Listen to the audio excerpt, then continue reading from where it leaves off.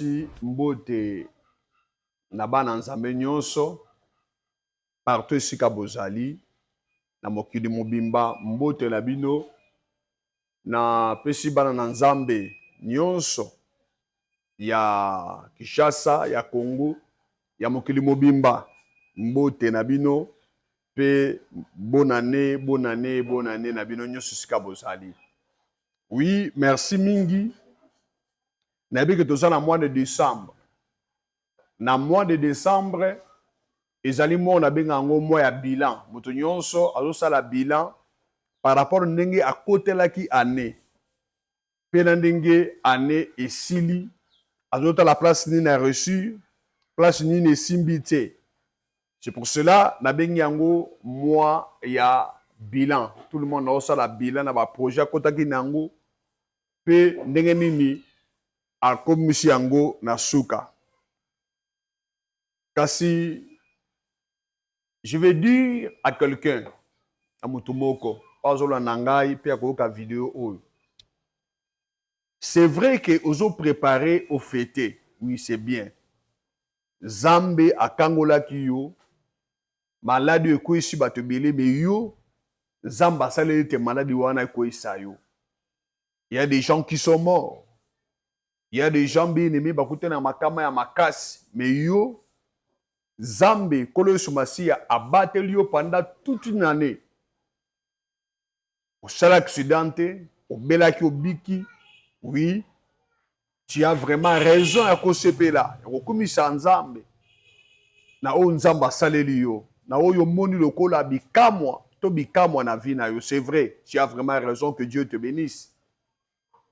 Mais il y a quelque chose, bien-aimé, na compléter yo. Bien-aimé, nangito tanga Biblia na mukanda ya Luc, chapitre 10, verset 20. Luc, chapitre 10, le verset 20, je lis au nom de Jésus. Amen. Cependant, Nabongo, ne vous réjouissez pas de ce que les esprits vous ont soumis. Bo sepelate po milimo etosibino. Mais réjouissez-vous Mais bo sepela de ce que vos noms sont écrits dans les cieux. Po ete bakombo na bino ekomami na lola. Alléluia. Bien-aimé dans le Seigneur, c'est bien de préparer la fête na Nzamba saleli biso.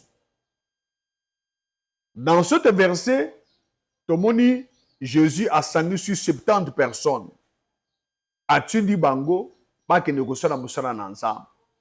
Esika bakendaki loboko na Nzambe e accompagnaki bango, babikisi bato, bakangoli bato, batomani loboko na Nzambe. Oui, ezalaki esengo po na bango parce que Nzamba atamboli na bango, ndenge yo poza na beli mozene esengo Nzamba atamboli na lo ane mobimba. Nzamba saleli ya kokamwa, osombi mituka. Il y a des gens qui pleurent mais yo ozo sepela en ce moment. Bango pe baki na esengo, basepeli. Mettons baye pa na Yesu. Batali si Yesu esengo bazalaki nango. D'ailleurs tozo bongo ça peut tout ali Nzambe esengo. Donc ne ba veiller le 31. Donc peut sa action de grâce sur une reconnaissance na Nzamba basali biso pendant année mobimba. Et ces gens aussi bien aimés bazaki pe na esengo parce que les esprits et tout ça qui bango basambelaki batu babiki. Mais la réponse est à Christ. Ndebeleme etuningai na tuno mutu na moko. Et c'est bon, c'est bien. C'est vrai, milimo beto sibino. Mais bo sepelate po milimo beto sibino kasi bo sepela po ndenge bozala na ba kombo na bino. Ezali akokomama na lola. Bien mais la question que n'a posé moi dans Nzambe moko azao ndeko moko azao. Est-ce que yo peut nous zawana? Tu es sûr et certain que kombo na yo et komami na buku ya bomo. Le message nanga bien aimé c'est simple. Est-ce que ngai na yo tozoko tambula sika, tozoko préparer fête la nouvelle année. Mais est-ce que nous sommes sûrs que ba kombo na biso ekomami na buku ya bomoi. Alléluia. Ndeko na ngai, yokali kamuna ine bisayo. Tu peux tout avoir sur la terre des hommes. Okozala na nyonso, mituka, misala, basi ya kitoko, bana, tout ce que Dieu peut te donner. Tu peux tout avoir sur la terre des hommes. Tu peux tout faire. Okina ba voyage, yo, donc au tamboli, partout. Mais si, comme on a eu ça écrit dans un livre de vie, c'est-à-dire que tu as échoué dans la vie. Tu peux tout avoir. Tu peux tout faire, bien aimé, sur la terre des hommes. Mais si ton nom n'est pas écrit, ce que tu as échoué cette année. Alléluia. Bien aimé dans le Seigneur, est-ce que Kombo na yo et comment mina bouku ya bon? Parce que le sujet que Jésus a mis là, c'est là, parce que Kombo na bango et comment mina livre, c'est-à-dire que Nzambe ayebi bango. Est-ce que yo Nzambe ayebi yo? Tu as fêté wana beli, mais est-ce que Dieu te connaît? Est-ce que vous avez assurance que lelo ce qui est sur zongi beleme, tu seras sauvé? Bien aimé dans le Seigneur, il n'y a qu'une seule façon. Il y a qu'une seule façon à sauter. Pour te commonayo et comme maman. Parce que pour ça, cette année, célèbre cette année avec Jésus-Christ. C'est-à-dire, ils ont que tu offrandes d'été, mais il faut que ton nom, commonayo comme maman na boucle à bon moment. Alors, comment na ko sala, ko sala yo zo la nangai pour kombo na yo et comme maman na buku ya bomoy. Bien aimé, ce qu'on tangi Jean chapitre 3 verset 16 à 18. Je pense que le lecteur Nabiso Agotanga, notre frère Oscar, Jean chapitre 3 au verset 1. Autant à Kayango, mais nalingi na taliso quelque chose, il y a malamu, il y a bien, zanakati. Jean chapitre 3, le verset 16. Je lis au nom de Jésus. Amen. Car Dieu a tant aimé le monde. Babi peut être Nzambe alingaki mokili. Awa solo bateke Nzambe alingaki Congo, ton Nzambe alingaki Paris, ton Nzambe alingaki États-Unis. Babi Dieu étant aimé le monde. Avancez frère. Qu'il a donné son fils unique. C'est-à-dire bolingo na Nzambe ne salete Nzambe apesa biso mwana na ye. Moko olo Yesu masiya aya na mokili na se. Alléluia. Amen. Siko Yesu aye kosala ni landanga trebetoke. Afin que quiconque croit en lui ne périsse point. Yesu aye peut-être mutu nyonso akondimela ye akufate, mais qui ait la vie éternelle. Oya akondimela ye azwa bomo ya se ya seko. Alléluia. Donc tozali beleme ningo talisa yo les conditions que tu dois faire pour te komona yo et comme manabuko ya bomoy. Alléluia. Verset 17 frère, OK? Verset 17. 17. Dieu, en effet, n'a pas envoyé son Fils dans le monde pour qu'il juge le monde. Balobi, Zambe atindi mwana na ye kolo Yesu na mokili te po asambisa mokili. Mais pour que le monde soit sauvé par lui. Ete mokili ebikisama na nzela na kolo Yesu masuya. Bien aimé. Na nina préciser le komoko avant tout temps à verset 18. Tu verras que si on parle du monde entier, et dans le monde, bien aimé, tout le monde 5 races. Dans le monde, et dans le monde, bien aimé, tout le monde, toutes les religions, ils allaient inclus dans les Akatia Mokili. Ici, on parle du monde. Alléluia. Ici, toujours, le christianisme était. Mais ici, toujours, la Mokili, dans toutes les religions. Bien aimé, le salut se trouve au nom de Jésus-Christ. Pas qu'on saute. N'a pas religion zate. N'a pas religion za. Mais n'a pas salut frère. Que les salis. Et je peux ça ma kaka na kombo na kolo yo sumasuya ezali biblique. na kombo mosusu te. Balobi Nzambe atini mwana na ye na kati ya mokili po asambisa mokili te, mais po mokili ebika na nzela na kolo Yesu Masiya. C'est-à-dire que quand tu as Jésus, quand on dit kolo Yesu Masiya, bien aimé, quelle que soit tribu, quelle que soit race osa, bien aimé, tu es sauvé. C'est-à-dire que ton nom est écrit dans le livre des vies. Alléluia. Nazosi mutomoko, ce que vous allez bien aimé, c'est quand Nzamba simbo na message. Oh, yaya. Bako sote o ngai mutakingani, ngai église, bien aimé, la Bible est claire. Il a envoyé son fils dans le monde pour asambisa mokili te, mais pour abikisa mokili. Ma religion nyonso kobika na kombo kaka ebutu wana kolo Yesu Masiya soki bandimeli Yesu. Verset 18. Le verset 18. Celui qui croit en lui n'est point jugé. Babi moto nyonso andimeli ye yango nani moto andimeli kolo Yesu Masiya. Ye akosambisama te. Pardon, balobi celui qui croit en lui n'est point jugé. Akosambisama te. Continue. Mais celui qui ne croit pas est déjà jugé. Oh, nyonso andimeli kolo Yesu Masiya te sur la terre des hommes aza déjà jugé. C'est-à-dire, moto déjà ba jugé, aza moto si ba sambisi, ba condamné. Alléluia. Moto déjà ba condamné, bien aimé, esika na ye ezali. Continue, frère. Parce qu'il n'a pas crié au nom du Fils unique de Dieu. Pour nani naza jugé parce que andimeli kombo moko te ya mwana na Nzambe. Bien-aimé de le Seigneur, je te dis la vérité. Ozola nanga iskanyo soza. Ndoko nanga. Po komo ne komama na buku ya bomo. Yaya, je les aka moko. Tu dois croire en Jésus-Christ. Nazo ninga fête sur fêter année oyo. Alléluia. Ozo fêter, mais tu es assuré que ton nom est écrit dans le livre des vies. Tant on golia soso, tant on gobeta à milolo, les 31, tu es sûr que na fandawa kombo na ge komama.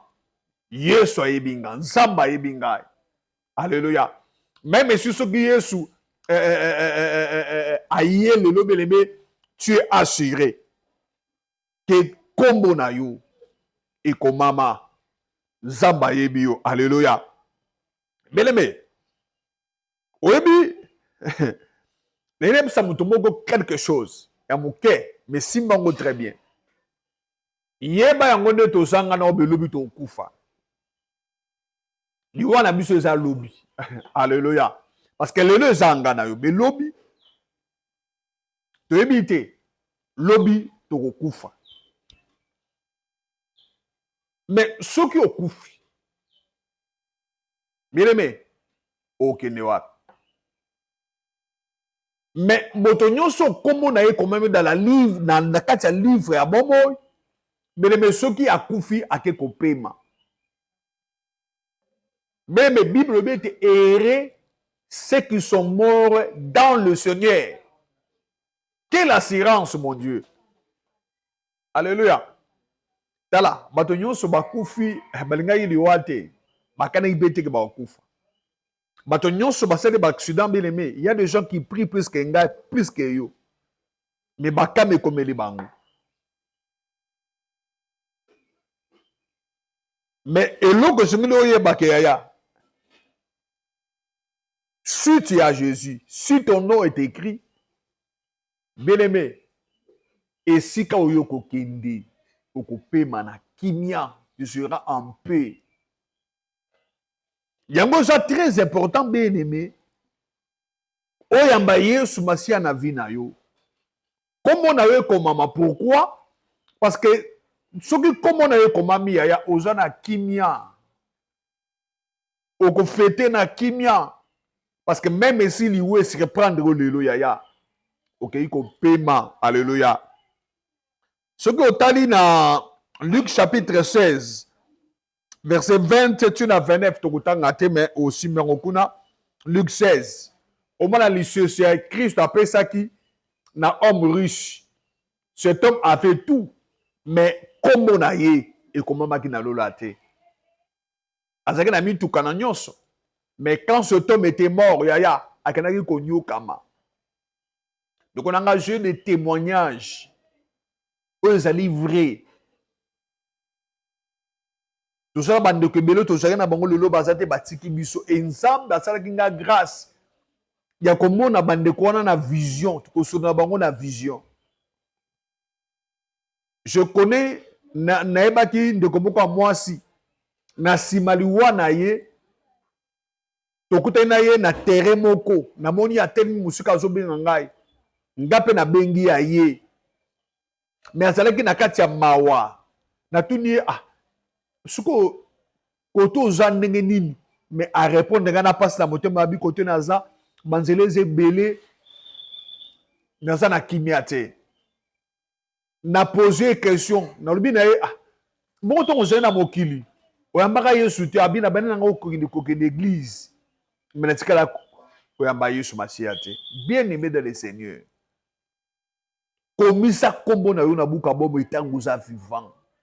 Sinon, tu regretter de Kunangai. Tu seras seul devant ce Dieu-là. Et ça, nous comme ça, tu as à peine. Ah, on s'en passe une grâce. Na mon sous na vision. Aye pas n'anga zotu naïs. Bon suko kei. Aya azoluba qui m'ezate. Bien aimé le Seigneur. To blaguete. Combien t'as to le te beleme oguleka. Quand on m'a pécaté, il y a des gens qui plus que yo bazate. Oh, je mets la tolo, on a bien aimé. Et lamba, ndaku lupang. Et ça n'a pas bien aimé, on vous a contrôle dans absence na yo. Si on koufi aya, vous êtes incapable de défendre biloko za yo parce que tu es mort, c'est fini pour toi. Alors bien aimé, commis ça comme futa tike bien aimé. Alléluia. Yaya, yeba yesu de konangai. Message est comme partout dans mokili. Yo so la nanga nzamba pambola yo ko zapete la nangai. Yeba Yesu pendant que vous êtes vivant. Et c'est quand d'après l'Iwa, on a besoin de Jésus. On a besoin de Jésus, frère. Sans Jésus, bien aimé, c'est quand on a des passe. Sans Jésus, c'est quand on a des bien aimés mignoko. Mais quand tu as Jésus, tu es assuré. Et ça, la moto yo. Moi la classe azo kono ça examen et si ma foute là qui ba pese récit na maboko ça na récit na maboko ou bien ça gane son azo banga tata ata bazo benga na baninga yeza sûr parce que ça n'a reçu mais pendant que nous sommes vivants tous on a déjà sûr que ba komo na biso komami komi ça komo na buka bomo yamba Yesu de konangai bima na vie wana bele moye bi malam je ne te condamne pas alléluia naza pona condamner ote. Mais il y a complété quand il y a un bilan, une question. Est-ce que, comment on a Abraham? Est-ce que, comment on a peneza et comment on a bouka bombo? En ce compte, en 2026, est-ce que, comment on a écrit dans le livre de vie? Donc, on mélange, on a ta fanfare, on a une bonne année. Est-ce que, comment on a bouka bombo? Est-ce que l'eau les a d'accord? C'est ça ce qui est plus important. C'est ça, bien aimé, il y a ma casse dans la vie. Ma témoignage est tellement ébélé. Tellement ébélé. Je vais ça verset beaucoup dans Apocalypse 20, verset 15. On a bon temps. Apocalypse 20. Apocalypse chapitre 20, le verset 15. Le verset 15. Je lis au nom de Jésus. Amen. Quiconque ne fut pas trouvé est écrit dans le livre de vie. Babi, moto nyonso kombo na ye sala kite na buku ya bobol. Continue. Fut jeté dans l'étage de feu. Mazwa ki ye, mabwaka ki ye na libulu ya moto. Voici le sort na bato oyo bazo finga biso na zolo baboya zo finga ngai. Anazo me ça zapa qui a bien atteint ma pasteur. Bien aimé dans le Seigneur. Finganga, mais moi je fais mon travail. Yakoye bisayo. Parce que quand je parle maintenant, je suis l'instrument que Dieu a choisi pour na bisayo mutoko tomber na vidéo ou. Bien aimé, contrôle ta vie. Moula sikango tozokota. Dieu m'a dit de te dire, contrôle ta vie. Est-ce que ton nom est écrit? Parce qu'après cette vie, il y a l'enfer. Ce qui combo de commandité, bien-aimé, il y a l'enfer. Alors, bien-aimé, il y a un enfer à éviter.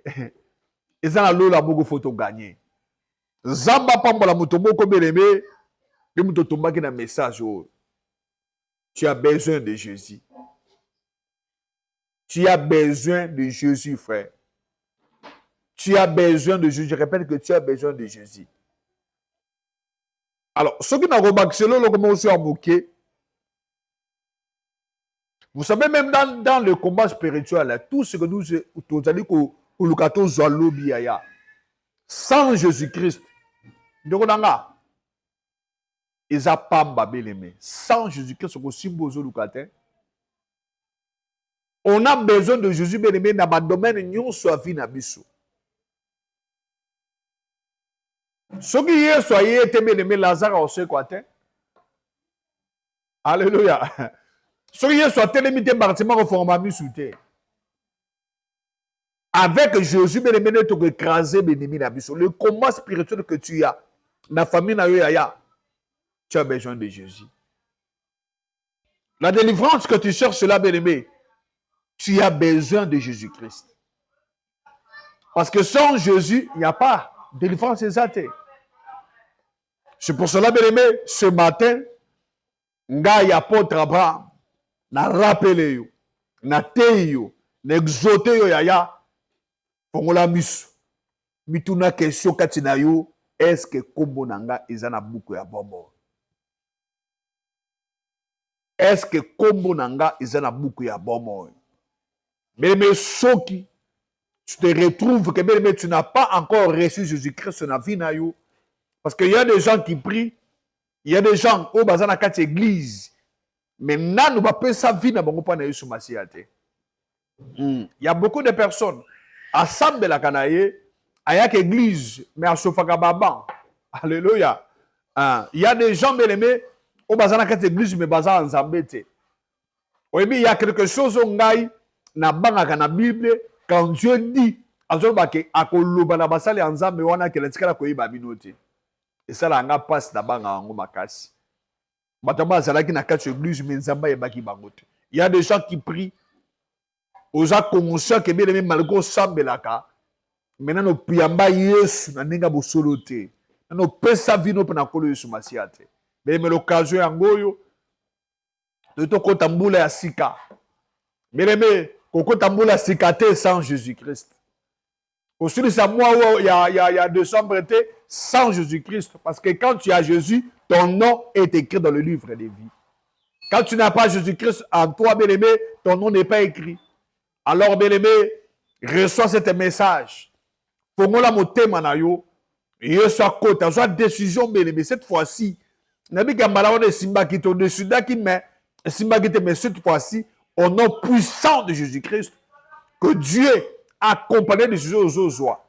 Obana année à sucre avec Jésus-Christ. Et je sais qu'avec Jésus-Christ, de Konanga, tu vaincras.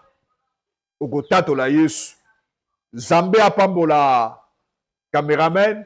Zamba pambola l'équipe union et accompagné nga. Nga yabino apôtre Abraham. Apôtre Abraham, Issa, Nazana, Isensu, Musika. Isensu, avenue Mbouko, numéro 12. Ensemble, ensemble chrétien amour. Que Dieu vous bénisse. Ma bonne année, Nabino. Numéro de téléphone, Nanga Izali 084 11 28 361. 084 11 28 361.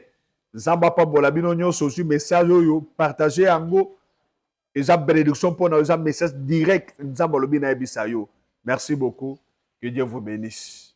Nzambe apambola biso.